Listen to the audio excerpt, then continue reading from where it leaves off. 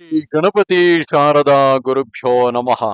ಶ್ರೀಪಾದ ವಲ್ಲಭ ಗುರೋ ಪರಮೇಶ್ವರಸ್ಯ ಯೋಗೀಶ್ವರಸ್ಯ ಶಿವಶಕ್ತಿ ಸಮನ್ವಿತಸ್ಯ ಶ್ರೀಪರ್ವತಸ್ಯ ಶಿಖರಂ ಖಲು ಸನ್ನಿವಿಷ್ಟಂ ತ್ರೈಲೋಕ್ಯ ಪಾವನ ಪದಾಬ್ಜಮಹಂ ನಮಾಮಿ. ಶ್ರೋತೃಗಳಿಗೆ ಶ್ರೀಪಾದ ಶ್ರೀವಲ್ಲಭರ ದಿವ್ಯ ಚರಿತಾಮೃತಕ್ಕೆ ಸ್ವಾಗತ. ಹಿಂದಿನ ಅಧ್ಯಾಯವಾದ ಸ್ವರ್ಣ ಪೀಠಿಕಾಪುರ ವರ್ಣನೆ ಎಂಬ 44ನೆಯ ಅಧ್ಯಾಯದಲ್ಲಿ ಶ್ರೀಪಾದರು ಪೀಠಿಕಾಪುರದಿಂದ ಅಂತರ್ಧಾನರಾಗಿ ಕಾಶಿನಗರ ಸೇರಿದರು. ಅವರ ಅನುಗ್ರಹದಿಂದ ಅವರ ಜನ್ಮ ಸ್ಥಳವಾದ ಪೀಠಿಕಾಪುರ ಚೇತನಗೊಂಡು ಶತಮಾನಗಳ ನಂತರ ಅವರ ಹೆಸರಿನಲ್ಲಿ ಸಂಸ್ಥಾನವೊಂದು ಉದಯವಾಗುವುದೆಂದು, ಅದರಲ್ಲಿ ಅವರ ದಿವ್ಯ ಪಾದುಕೆಗಳನ್ನು ಪ್ರತಿಷ್ಠಿಸಲಾಗುವುದೆಂದು ತಿಳಿಸಿದ್ದರು.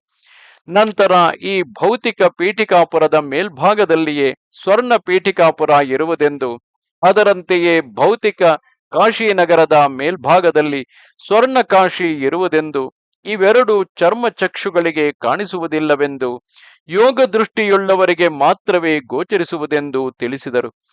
ಕಾಶಿಯಲ್ಲಿ ಮಾಡುವ ಪಂಚಕ್ರೋಶ ಯಾತ್ರೆಯನ್ನು ನಮ್ಮ ಶರೀರದೊಳಗಿನ ಪಂಚಕೋಶಗಳ ಯಾತ್ರೆಗೆ ಹೋಲಿಸಿ ಹೇಳಿದರು. ಶ್ರೀಪಾದರು ಗಂಗಾ ನದಿಯಲ್ಲಿ ಸ್ನಾನ ಮಾಡಿದಾಗ ಗಂಗೆಯ ಪ್ರಾರ್ಥನೆಯಂತೆ ನಿತ್ಯವೂ ಗಂಗೆಯಲ್ಲಿ ಸ್ನಾನ ಮಾಡಿ ಅದನ್ನು ಶುದ್ಧೀಕರಿಸುವುದಾಗಿ ಹೇಳಿದರು. ಶ್ರೀಪಾದ ಶ್ರೀವಲ್ಲಭ ಚರಿತಾಮೃತವನ್ನು ಯಾರು ಬರೆಯಬೇಕು, ಯಾವ ಯಾವ ಭಾಷೆಗೆ ಅನುವಾದಿಸಬೇಕು ಎಂಬುದನ್ನು ಶ್ರೀಗಳೇ ನಿರ್ಧರಿಸುವರು ಎಂದು ಭಾಸ್ಕರ ಪಂಡಿತರು ತಿಳಿಸಿದರು. ಈ ಸಂದರ್ಭದಲ್ಲಿ ಹಿಂದೊಮ್ಮೆ ಪೀಠಿಕಾಪುರದ ಕುಕ್ಕುಟೇಶ್ವರ ಆಲಯಕ್ಕೆ ಬಂದಿದ್ದ ಸನ್ಯಾಸಿಯ ಪ್ರಸಂಗವನ್ನು ಹೇಳಿ ಭಾಸ್ಕರ ಪಂಡಿತರು ಶ್ರೀಗಳ ಲೀಲೆ ಸಾಮಾನ್ಯರಿಗೆ ಅರ್ಥವಾಗದು ಎಂದು ತಿಳಿಸಿದರು. ಶ್ರೀಪಾದರಾಜಂ ಶರಣಂ ಪ್ರಪದ್ಯೆ.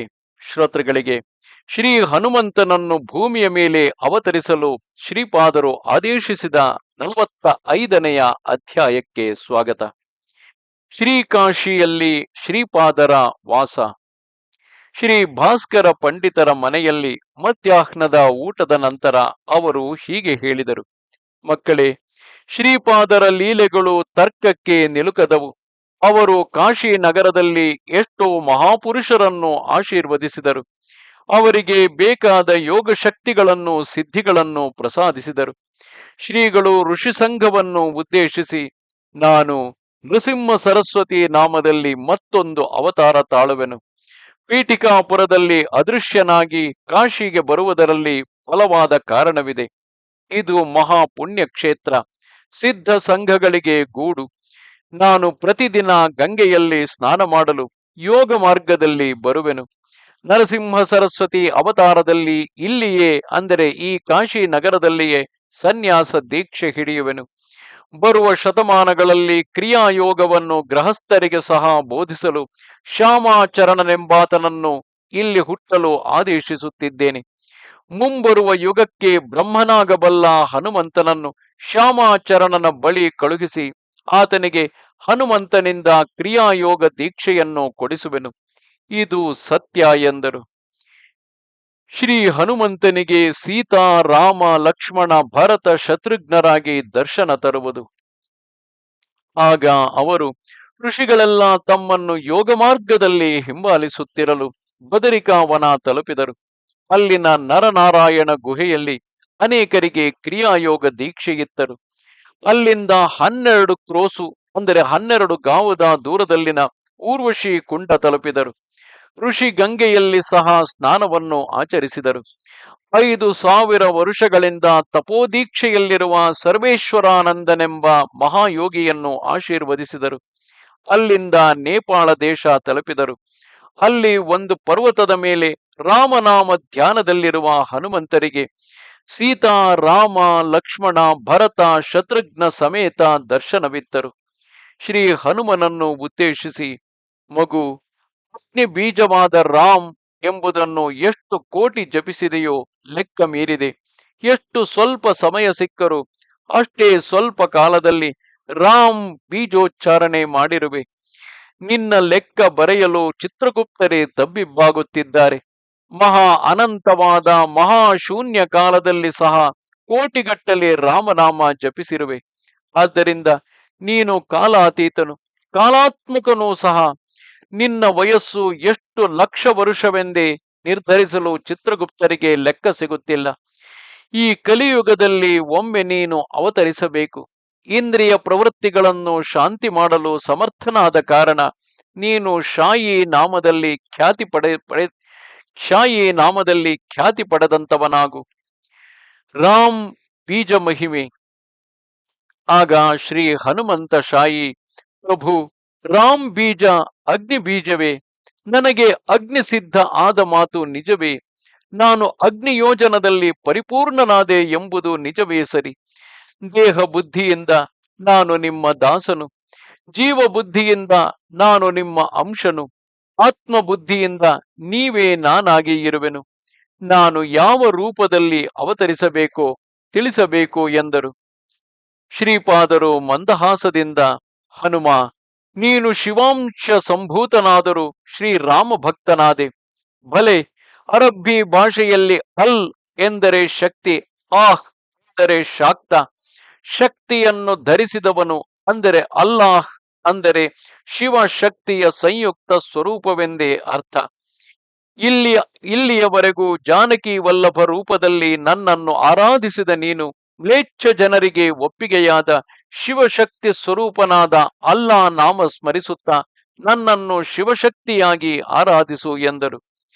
ಆಗ ಶಾಯಿ ಹೀಗೆಂದರು, ಪ್ರಭು, ನನಗೆ ಭರದ್ವಾಜ ಮಹರ್ಷಿ ತ್ರೇತಾಯುಗದಲ್ಲಿ ಸಾವಿತ್ರ ಕಾಠಕ ಚಯನವನ್ನು ಪೀಠಿಕಾಪುರದಲ್ಲಿ ಮಾಡಿದರೆಂದು ಗೊತ್ತು. ಅಂದು ಕೊಟ್ಟ ವರದಿಂದ ತಾವು ಭಾರದ್ವಾಜ ಗೋತ್ರದಲ್ಲಿ ಜನ್ಮಿಸಿದ ವಿಷಯವು ನಾನರಿಯೆ. ನಾನು ನಿಮ್ಮನ್ನು ಬಿಟ್ಟು ಎಂದಿಗೂ ಇರಲಾರೆ. ನಿಮ್ಮ ಗೋತ್ರವೇ ನನ್ನ ಗೋತ್ರವೂ ಆಗಬೇಕು. ನಾನು ನಿಮ್ಮ ಕೂಸೆ ತಾನೆ. ಶ್ರೀಪಾದ ಹನುಮರ ಸಂವಾದ. ಆಗ ಶ್ರೀಪಾದರು, ಮಗು ಹನುಮ, ನೀನು ಹೊಂದುವ ದೇಹ ಭಾರದ್ವಾಜ ಗೋತ್ರದಲ್ಲೇ ಆಗಲಿ ಎಂದರು. ಆಗ ಹನುಮರು, ಅಲ್ಲಾ ಮಾಲಿಕ್, ಅಲ್ಲಾನೇ ಯಜಮಾನ. ಶ್ರೀಪಾದರು ಹನುಮನನ್ನು ಅಪ್ಪಿಕೊಂಡರು.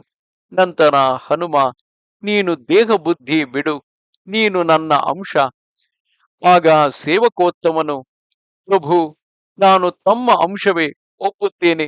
ಆದರೆ ಅಂಶಾವತಾರಗಳು ತಮ್ಮ ಕೆಲಸಗಳು ಈ ಭೂಮಿಯ ಮೇಲೆ ಮುಗಿಸಿದ ನಂತರ ಮೂಲ ತತ್ವದಲ್ಲಿ ವಿಲೀನವಾಗಿ ಬಿಡುವವು. ಆಗ ಅಂಶಾವತಾರಗಳಿಗೆ ಬೆಲೆ ಇರಲಾರದು. ಆದರೆ ನಾನು ಧರಿಸುವ ಅಂಶಾವತಾರ ಮೂಲ ತತ್ವದೊಂದಿಗೆ ಸೇರಿದ್ದರೂ ಅದು ಮೂಲವಾದ ನಿಮ್ಮ ತತ್ವದ ಶಕ್ತಿ ಸಂಪತ್ತೆಲ್ಲವನ್ನು ಧರಿಸಿರಬೇಕು ಎಂದು ಬಯಸಿದರು. ಅದಕ್ಕೆ ಶ್ರೀಪಾದರು, ಮಗು ಹನುಮ, ನೀನು ಬಹಳ ಬುದ್ಧಿವಂತ. ಯಾವ ಶಕ್ತಿ ಪ್ರಭಾವಗಳು ನನ್ನಲ್ಲಿ ಉಂಟೋ ಅವೆಲ್ಲವೂ ನಿನ್ನಲ್ಲೂ ತುಂಬಿರಲಿ. ನಾನು ನರಸಿಂಹ ಸರಸ್ವತಿ ರೂಪದಲ್ಲಿ ಶ್ರೀಶೈಲದ ಕದಳಿ ವನದಲ್ಲಿ ರಹಸ್ಯವಾಗಿ 300 ವರ್ಷ ಯೋಗ ಸಮಾಧಿಯಲ್ಲಿ ಇರುವೆನು. ಆಗ ಪ್ರಜ್ಞಾಪುರದ ಸ್ವಾಮಿ ಸಮರ್ಥನೆಂಬ ಹೆಸರಿನಲ್ಲಿ ಖ್ಯಾತಿ ಹೊಂದುವೆನು. ನಾನು ಶರೀರ ತ್ಯಾಗ ಮಾಡುವ ಸಮಯ ಶಾಯಿ ರೂಪದಲ್ಲಿರುವ ನಿನ್ನೊಳಗೆ ಅವತರಿಸುವೆನು. ನನ್ನ ಅವತಾರ ನಿನ್ನೊಳಗೆ ಇದೆ ಎಂದು ಬಹು ಸ್ಪಷ್ಟವಾಗಿ ಪ್ರಕಟಿಸುವೆ. ನೀನು ನನ್ನ ಸರ್ವಸಮರ್ಥ ಸದ್ಗುರು ಅವತಾರವಾಗಿ ಖ್ಯಾತಿ ಹೊಂದುವೆ. ಪ್ರಭು, ದೇಹ ಬುದ್ಧಿಯಿಂದ ತಮ್ಮ ಸೇವಕನಾದ ಕಾರಣ ಅಲ್ಲಾ ಮಾಲಿಕ್ ಎಂದು ಸಂಚರಿಸುವೆನು. ಜೀವಾತ್ಮ ಬುದ್ಧಿಯಿಂದ ತಮ್ಮ ಅಂಶನಾಗಿ ಗುರು ಸ್ವರೂಪದಲ್ಲಿ ನಡೆದುಕೊಳ್ಳುವೆನು. ಆದರೆ ಶ್ರೀಚರಣರು ದತ್ ಪ್ರಭುಗಳಲ್ಲವೇ? ನಿಮಗೂ ನನಗೂ ಅಂತರವಿರುವುದು ಉಚಿತವೇ? ನಾನೇ ತಾವಾಗಿ ತಾವೇ ನಾನಾಗಿ ಬದಲಾಯಿಸಿದರೆ ಅಲ್ಲವೇ ಅದ್ವೈತ ಸಿದ್ಧಿಸುವುದು. ಆದ್ದರಿಂದ ತಾವು ನನಗೆ ಶ್ರೀ ದತ್ತ ಸಾಮೀಪ್ಯ ಪ್ರಸಾದಿಸಿರಿ. ಶ್ರೀಪಾದ ವಲ್ಲಭರು ಕಾಲಪುರುಷನನ್ನು ಅಲ್ಲಿಗೆ ಬರಲು ಆದೇಶಿಸಿದರು. ಕ್ಷಣ ಕಾಲಪುರುಷ ಮುಂದೆ ಕೈಕಟ್ಟಿ ನಿಂತಿದ್ದನು. ಆಗ ಶ್ರೀ ಮಹಾಪ್ರಭುಗಳು, ಕಲಿಪುರುಷ, ಈ ಹನುಮ ಕಾಲಪುರುಷನಾದ ನಿನ್ನನ್ನೇ ಅಧಿಗಮಿಸಿ ಕಾಲಾತೀತನಾಗಿರುವನು. ಈತನಿಗೆ ನನ್ನ ಸಾಯುಜ್ಯ ಕೊಡಲು ಬಯಸಿದ್ದೇನೆ. ಈತನಿಗೆ ನಾಥ ಶಬ್ದವನ್ನು ಸಹ ನೀಡುತ್ತಿದ್ದೇನೆ. ಈಗಿನಿಂದಲೇ ಈತ ಸಾಯಿನಾಥನೆಂದು ಕರೆಯಲ್ಪಡಲಿ. ಇಂದು ದತ್ತ ಜಯಂತಿಯಾಗಿ ನಿರ್ಧಾರ ಮಾಡುತ್ತಿದ್ದೇನೆ. ಹನುಮನ ಚೈತನ್ಯ ಅದಕ್ಕೆ ಹೊಂದುವಂತೆ ಬದಲಾಯಿಸಿ ದತ್ತ ಸ್ವರೂಪ ಕೊಡಿ ಎಂದು ಆಜ್ಞಾಪಿಸಿದರು. ಋಷಿಗಣಗಳೆಲ್ಲ ಆಶ್ಚರ್ಯದಿಂದ ಪ್ರಭುಗಳನ್ನು ಕಾಣುತ್ತಿರಲು ಹನುಮನ ಶರೀರದ ಜೀವಾಣುಗಳೆಲ್ಲವೂ ವಿಘಟನೆ ಹೊಂದಿದವು. ಮೊದಲು ಅಲ್ಲಿಂದ ಅನಸೂಯ ಮಾತೆ ಆವಿರ್ಭವಿಸಿ, ಮಗು ಕೃಷ್ಣ ಕನ್ನಯ್ಯ, ಎಂತಹ ತುಂಟ ಮಗುವೋ ನೀನು. ದತ್ತ, ನಿನ್ನ ಜನುಮ ಸಮಯ ಲೋಕಸಹಜವಾದ ನೋವು ಇರುವುದು. ತಾಯಂದರು ಅನುಭವಿಸುವ ಆ ಮಾಧುರ್ಯ ನನಗೂ ಇರುವುದೆಂದು ನೆನೆಸಿದೆ. ಆದರೆ ಆ ನೋವುಗಳೇನು ಇಲ್ಲದೆ ನೀನು ಹುಟ್ಟಿದೆ. ಆದರೆ ನೀನು ನನಗೆ ಪ್ರಸವ ನೋವನ್ನು ಕೊಡಬೇಕೆಂದಿರುವೆಯೋ ಏನೋ. ಈಗ ನನ್ನ ಹೊಟ್ಟೆಯಲ್ಲಿ ಒಂದು ವಿಧವಾದ ಸಂಕಟ ಇದೆ. ನನ್ನ ಎದುರಿನಲ್ಲಿ ಇರುವ ನೀನು ಪುನಃ ನನ್ನ ಗರ್ಭದಲ್ಲಿ ಹುಟ್ಟಲಿದ್ದೀಯಾ? ಏನೀ ವೈಷ್ಣವ ಮಾಯೆ ಎಂದು ನುಡಿದಳು. ಆಗ ಶ್ರೀಪಾದರು, ತಾಯಿ, ಮಕ್ಕಳು ಯಾರೇ ಆಗಲಿ ತಂದೆ ತಾಯಿಗಳ ಬಯಕೆಗಳು ತೀರಿಸಬೇಕು. ನಿನ್ನ ಗರ್ಭದಲ್ಲಿರುವುದು ಹನುಮ. ಆತನಿಗೆ ನನ್ನ ಸಾಯುಜ್ಯ ಸ್ಥಿತಿ ನೀಡಿದ್ದೇನೆ. ಒಂದು ರೀತಿ ಹೇಳಬೇಕಾದರೆ ನನ್ನ ಮಾಯೆಯಿಂದ ನಾನೇ ಗರ್ಭದಲ್ಲಿದ್ದೇನೆ, ಹುಟ್ಟುತ್ತೇನೆ ಎಂದು ನುಡಿದರು. ಕೆಲ ಸಮಯದ ನಂತರವೇ ಆಕೆಗೆ ನೋವು ಅಧಿಕವಾಯಿತು. ಅನಸೂಯ ಮಾತೆ ಮುದ್ದಾದ 3 ತಲೆಗಳುಳ್ಳ ದತ್ತಮೂರ್ತಿಯನ್ನು ಹೆತ್ತಳು. ಸ್ವಲ್ಪ ಹೊತ್ತಿಗೆ ಆ ಮೂರ್ತಿ ಮಾಯವಾಗಿ ಆ ತಾಯಿಯ ಮಡಿಲಲ್ಲಿ ಒಂದು ಕೂಸು ಇತ್ತು. ಆ ನೂತನ ಮಗುವಿಗೆ ಸಾಕ್ಷಾತ್ ಅನಸೂಯ ಎದೆಹಾಲನ್ನಿತ್ತಳು. ಆ ಘಟನೆ ಸಹ ಸ್ವಲ್ಪ ಹೊತ್ತಿಗೆ ಅದೃಶ್ಯವಾಗಿ ಅಲ್ಲಿ ಹನುಮ ಕಾಣಿಸಿಕೊಂಡರು. ಜಾನಕಿ ರಾಮರು ಹನುಮನ ಎದುರಿನಲ್ಲಿದ್ದರು. ಪ್ರಭು, ಮುಸಲ್ಮಾನ್ ಮತದ ಒಳ್ಳೆಯ ವಿಷಯಗಳು, ಸನಾತನ ಧರ್ಮದ ಒಳ್ಳೆಯ ವಿಷಯಗಳು ಸೇರಿಸಿ ಜನರ ಮುಂದೆ ತರಲು ಒಂದು ಮುಸ್ಲಿಂ ಗುರುವಿರಬೇಕಲ್ಲವೇ ಎಂದು ಹನುಮ ಪ್ರಶ್ನಿಸಲು, ಪ್ರಭುಗಳು, ಮಹಬೂಬ್ ಸುಭಾನಿ ಎಂಬ ಮಹಾಜ್ಞಾನಿ ನನ್ನಲ್ಲಿ ಲೀನವಾಗಿರುವನು. ಆತನನ್ನು ವಾರಿಷ್ ಅಲೀಶಾ ಎಂಬ ಹೆಸರಿನಲ್ಲಿ ಸಾಕ್ಷಾತ್ಕರಿಸುವೆನು. ಆತ ನಿನಗೆ ಗುರುವಾಗಿ ಯೋಗ ರಹಸ್ಯಗಳನ್ನು ಬೋಧಿಸುವನು. ಕ್ರಿಯಾಯೋಗವನ್ನು ಶ್ಯಾಮಾಚರಣನು ಬೋಧಿಸುವನು. ನಿನಗೆ ಬೇಕಾದ ಇತರ ಬೇಡಿಕೆಗಳು ಇದ್ದಲ್ಲಿ ನೀನು ತಿಳಿಸುವಂತವನಾಗು ಎಂದು ಪ್ರೀತಿಯಿಂದ ನುಡಿದರು.